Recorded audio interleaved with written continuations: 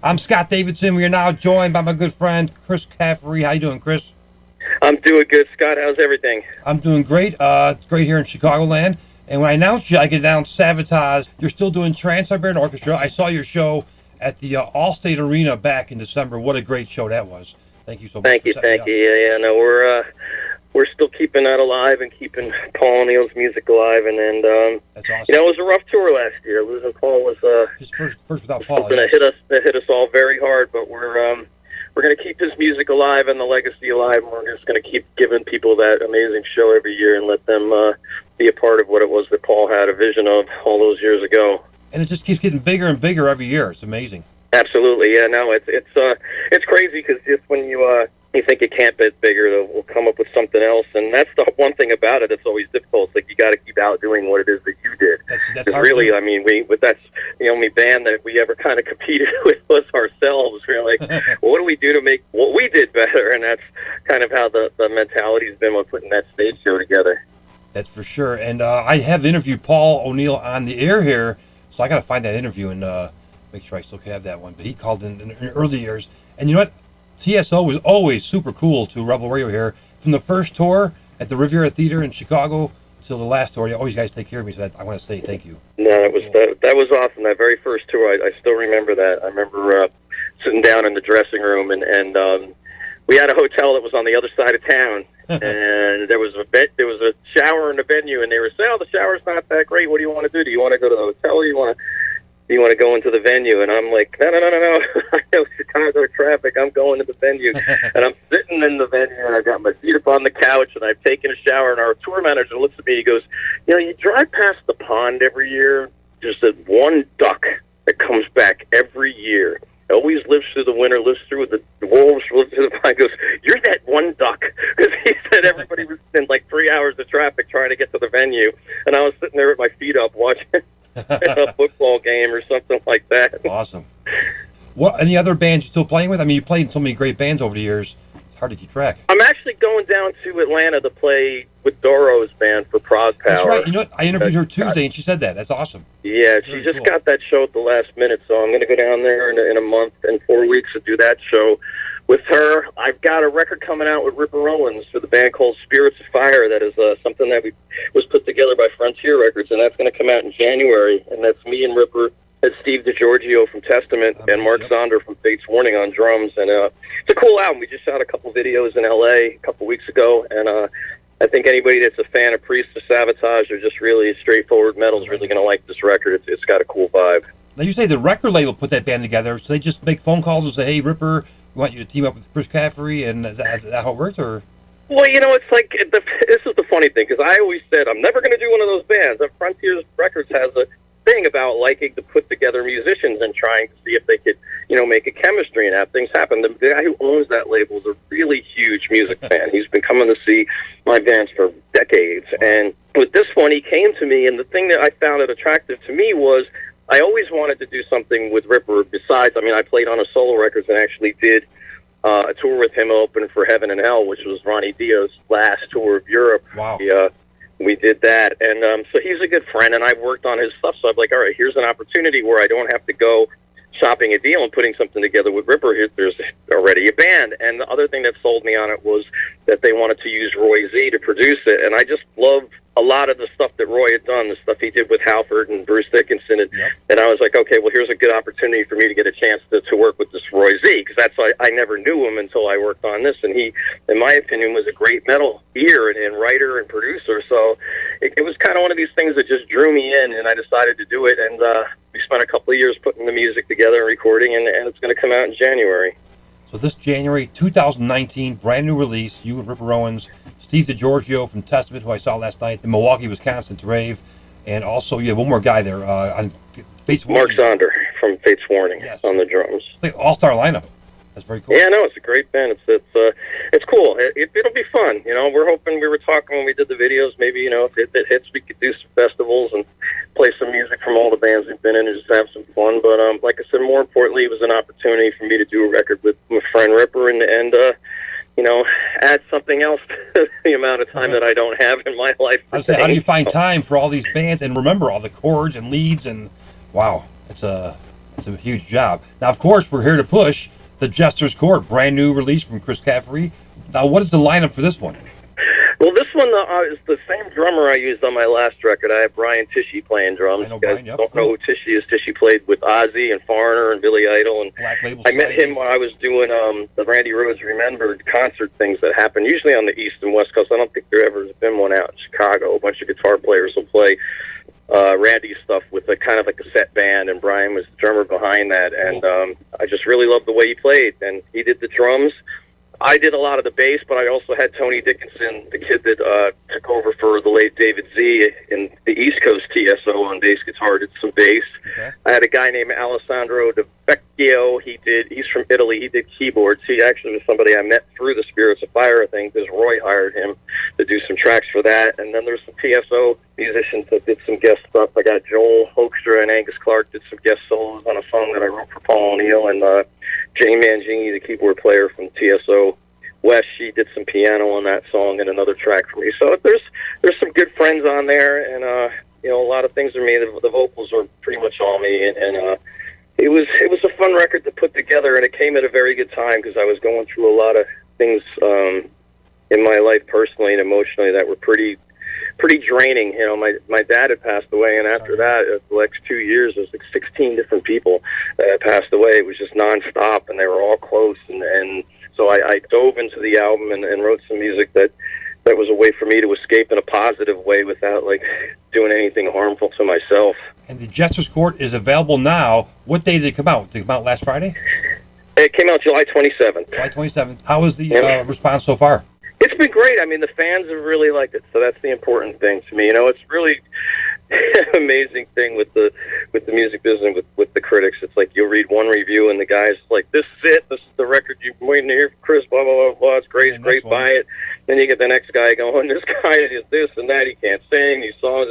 And I just sit there going, it's the critics again." Because it's as much as you'd like to see every single person that has no idea who you are, what you do, like what you do, and maybe they won't understand where you're coming from. I mean, my important thing is that the fans like it and they understand me and they know what I'm writing and why I'm writing, and that's the important thing. If they're liking what I do, that's what's important to me. Speaking of that, off the subject, Judas Priest has Firepower out, and I think it's an excellent album, but this guy in Los Angeles, a critic, gave it a 1 out of 10. That's crazy. Come on, I think he just did it just to get a response out of people. I don't know. Yeah, no, I don't know what they do sometimes. I don't get it. And like I said, you'll get somebody that says it's brilliant and gives you a 10 out of 10, and somebody will give you a 1 out of 10. It's like I said, as artists, we take it personally, but really, you really shouldn't, because in the end, I mean, Judas Priest is doing some of the best business they've done in decades, and people really love that album. So, I mean, I'm sure they don't really care about that. So, no, they don't care. In the end, one person just trying to get a ripple effect somehow. Yeah, exactly. This is Rebel Radio. I'm Scott Davidson. We're talking to guitarist Chris Caffery. His new release, The Jester's Court, is out now. Why did you call it The Jester's Court? Not necessarily completely a journeyman, but I've spent a long time working for other bands and other things, and I've just gotten to a point in time in my life where I have some other things going on the outside. I've got a hot sauce company. I've got a children's clothing and merchandise thing going on called Metal Fit, and I just through my music in general, I'm doing very well. So it's like I'm at a point in time in life where I'm really kind of in control, and that's where I'm coming from the angle of, the Jester is now in charge of his own place and fate, and that's kind of where that is. I mean, if people want to digest it another way, people ask me if there's any other meanings about it or whatever. I mean, sure, if you want to look at the world politically, we've got a lot of clowns in charge, and that's all over. Every country, every side, and that even goes into entertainment. So it's like you could look at it as far as like, you've had a lot of kings in charge of things in the past, and we've had a lot of jesters in charge of things right now. So, I mean, there's a few different ways you could look at that title. Chris, when you write a song for your solo release, it's definitely different from writing with other bands you play with, correct? Yeah, I mean, because when you're writing for the other bands, you're conscious specifically, like I said before, about what the fans are thinking. It's like I know my fans, when they listen to my solo stuff, they are familiar with the fact that I'm going to go in a bunch of different directions and experiment and do some different things. So when that happens on my solo records, they're not as nearly as surprised if you turned around and wrote a Sabotage record and there would be something that was, way off the wall, and people go, "Oh my God, this is Sabotage." So it's kind of, if you're writing for something like that, you have a tendency to go, okay, this is a new Sabotage album. What would the Sabotage fans want to hear? And then you write what you feel in your heart as a Sabotage guitar player. I mean, so you kind of use a little bit of a couple different formulas when you do that. You got to go, okay, well, I'm obviously trying to write for those fans and that legacy, so I want to make sure that I'm getting that point across too. And so, yeah, it's a bit different. And plus, I never really wrote lyrically for any of that stuff, because for the last 20 to 30 years with the other bands I've been in and associated with Paul, he was in charge of the lyrics, so I was really just responsible for getting guitar riffs together. And then with my stuff, I write all the lyrics, so it's a bit different. Yeah. Now with Ripper Owens, is he writing all the lyrics for that new album? I actually wrote, I think 4 of the songs I wrote completely myself, and he wrote the lyrics for another 8, and I think I had the music for 8 of the songs, including those 4 with the lyrics, and Roy wrote the music for another 4. So it was, it wasn't all me, but I did have a few of those songs on that record that I wrote the lyrics and the melodies to as well. And then you're writing lyrics for what Ripper would sing instead of what you're singing for your solo stuff. Yeah, and I just, in that sense, I wasn't writing about myself. I was writing what I thought was going to fit for that band, and some stuff a little bit not necessarily fantasy side, but something just a little bit more quote-unquote metal, Sure. It's Rebel Radio. Scott Davidson talking to Chris Caffery, guitarist. His new release, The Jester's Court, is out. What are some of the tracks on this new Jester's Court you're loving? Well, I really loved the title track the whole time I was working on it. It had that really cool live, like I like to coin it back to the old, time of the first couple of Wasp records, when it was just really straightforward, aggressive metal music. That's what the title track is like. I really like the opening number, the one that's called Upon the Knee. That song's very aggressive. I mean, there's the song I wrote for Paul that's called Lost Tonight, that's got a lot of personal meaning to me, and I put an instrumental on this record. I've done that a few times on my record, and this one called Luna Major that's got a vibe kind of like the early Michael Schenker records, or something like what was the name of that one Maiden instrumental on the first 2 records? It was like Genghis Khan or something. I forget. There was a Maiden instrumental on one of the first 2 Maiden albums. It's kind of got that sort of a feel to it. A song called Luna Major, which is actually Luna's my cat, Major's my dog. So I named it after my cat and my dog. That's awesome. It's Rebel Radio. We're going to play some new Chris Caffery coming up. Any chance for videos from any of these songs?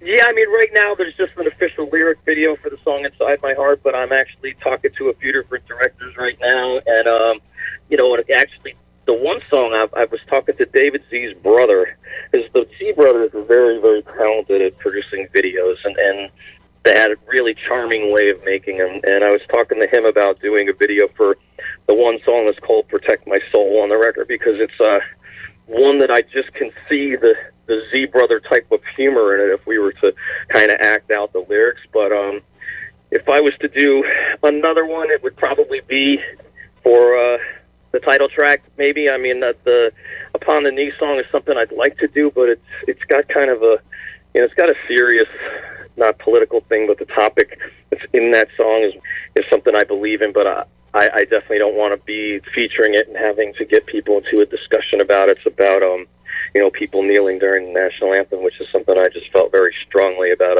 I had a lot of family in the military and a lot of friends that have died in the military, and I just think that particular point in time when we're going through that national anthem and that flag was draped over a lot of bodies that died our lives, I think it's just a point in time when everybody needs to stand and put the differences aside. And I think the biggest protest of all you can make at that point is that everybody needs to get along. I mean, I don't think that's the point in time where we should be protesting. So that's what that song is about. But I don't know if I want to do the video for it, because you always get somebody that jumps on the other side and has to turn the whole thing into an argument. And, that's the problem here. Not allowed to really have an opinion anymore without it being an issue. So that's why I really kept this record from being political, but I don't consider, like I said, I don't consider that topic political. I consider that just a matter of being American.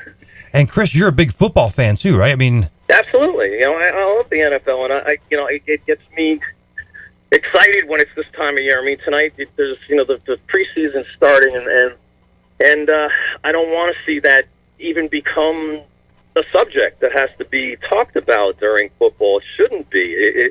that never should have got the attention it did in the first place. It never should have came about. I mean, football is something that, like I said, should be bringing people together, not bringing people into argument. And it was just, I felt it was something that was wrong from the beginning. I think there's a time and a place, and I think the problem with it is the NFL just should have put its foot down from day one and said, look, it's not here. I agree. It should have just been done that way, and it never would have even been an issue. Yep. Especially at all. This would have been done the first time and said, hey, look, this is wrong. And they didn't do it. And what happens is you have a chance for people to make sides and people to take sides, and it become a whole big issue. And to do, it's like me, I picked my side on it when I saw it was a San Diego versus 49ers game, I think, and there was a giant flag on the field that was being held by soldiers during the national anthem. And these guys, at any minute to get called overseas, the gun strapped on their shoulders and stuck in a foxhole to protect us. And there's people standing right behind them making millions of dollars to catch a piece of leather, kneeling down with the football helmet underneath their arm. And I was like, all right, this is when I said, it's wrong. This is wrong. At that particular moment, you stand, and then you take your protest to the streets, you take it to television, you take it to Sports Center, you take it to everywhere else where your voice should be heard and could be heard. But that's just not, to me, that's not the place that you do it. And which team are you a fan of, Chris? Well, I'm in New York, so, I like the Giants and the Jets. The Jets have been kind of trouble like the Mets have out here, but, it's going to be interesting to see. I think we got some decent draft picks on both sides this year, so I think both teams can do pretty good, and we'll see what happens. So in New York, for example, Chicago here, I'm a Cub fan, and that means most Cub fans don't like White Sox fans, but there's a few like both, not a majority at all. How is it in New York? Is it the same thing? Or it's kind of the same way. You could get. I'm one of the rare people that likes the Mets and the Yankees, but a lot of that comes from the fact that my older brother made me like the Mets because we would get baseball cards, and he's like, "Here, you take the Mets," and that's when they were really bad in the '70s and stuff like that. So, I mean, I grew up liking them both. The Mets are kind of like the Jets, though, in the fact that the franchise just always seems to not be able to get it together. But it's kind of like that. I know when I go out and we do TSO in Chicago, I'll ask people because we'll play out at where we play there, and it's not technically in the city. So it's Rosemont, It's like it's more of a White Sox territory. But I mean, it's just it all depends. It's some people in Queens love the Mets, and some people in the Bronx love the Yankees, and it's just. It makes it fun around here, too, because the Met-Yankee competition thing is actually kind of humorous. The rivalry. Same with the Cubs and Sox. The Sox are bad this year, but the rivalry's still there. Yeah. Well, I was kind of happy that the Sox are bad this year because the Yankees went through a really bad slump, so we needed those 3 games that we just took from you guys. You guys just swept them, yeah. I'm glad, too. It's Rebel Radio. We're talking to Chris Caffery. You probably got a bunch of interviews going on. Thank you so much for calling Rebel Radio. I am getting people. Thank you. I'm getting people texting me and emailing me saying, ask them about Sabotage. Is Sabotage going to do another album and our tour? I know you did a show with TSO last year, and that was record breaking. Will that ever happen again? Well, we've been talking about it. When Paul passed away, obviously everybody stared at each other in shock, and we were like, okay, what now?